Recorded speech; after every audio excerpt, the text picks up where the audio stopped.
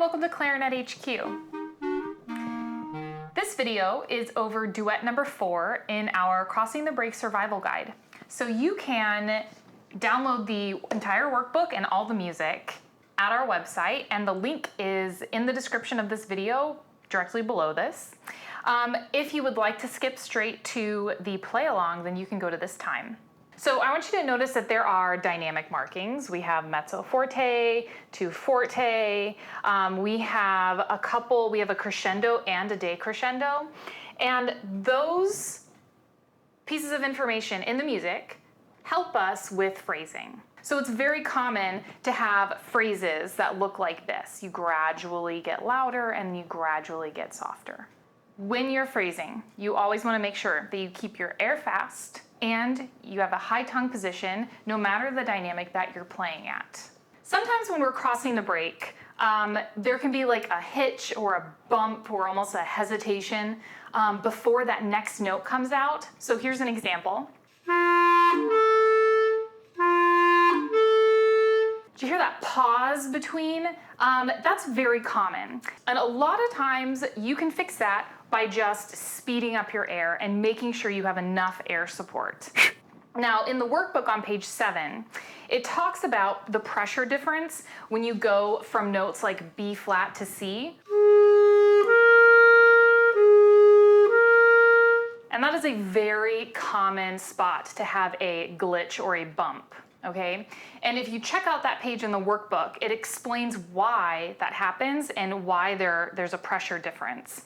And usually the bumps and the glitches are there because we just haven't accounted for that all of our fingers are going down. Fingers can also be a cause of a bump or a hitch when you're crossing the break. If your fingers, we talked about hovering in the previous duet videos, if your fingers aren't hovering over the keys and the tone holes, then that space of getting to the correct note can cause a bump or a glitch because you're not able to be as accurate or because it just takes your fingers longer to get there. Something that's really helpful that you can do is you can start on the note that has the most fingers down. So let's look at measure 11 in this duet. So in measure 11, we go from A to C, but we're gonna flip that around just for practicing's sake. So we're gonna start on the C and then we're going to go down to the A. And often this motion, going from the note with more fingers to the note with fewer fingers, is easier initially than the other way around. So we might try it like this. And you hear how smooth that is? Now, once you feel comfortable doing that, and you've tried it in front of the mirror a few times so you can make sure your fingers aren't traveling into outer space, once you are confident that you can go from C down to A, then you can reverse it. Now, with all of those things in mind, let's play this duet.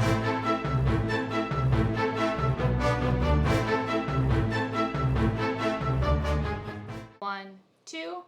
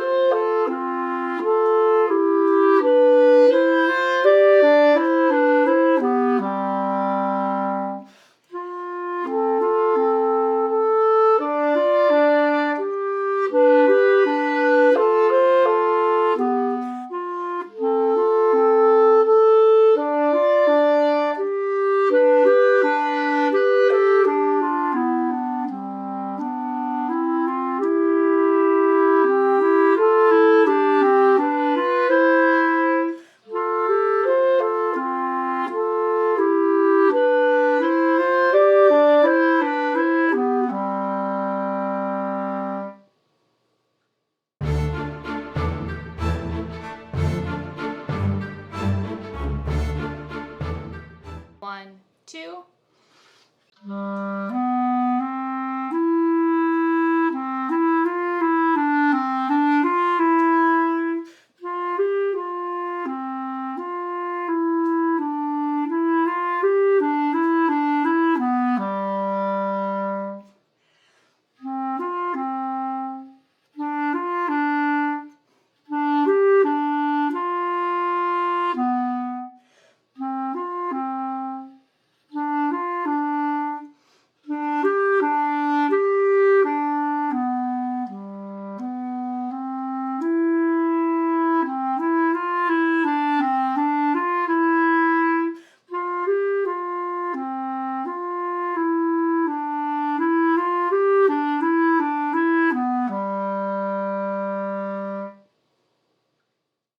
Excellent.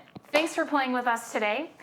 Make sure you keep working on the Crossing the Breaks Survival Guide. If you have any questions that are clarinet related, you can post them in the comments below, and make sure you subscribe to our YouTube channel. Thanks.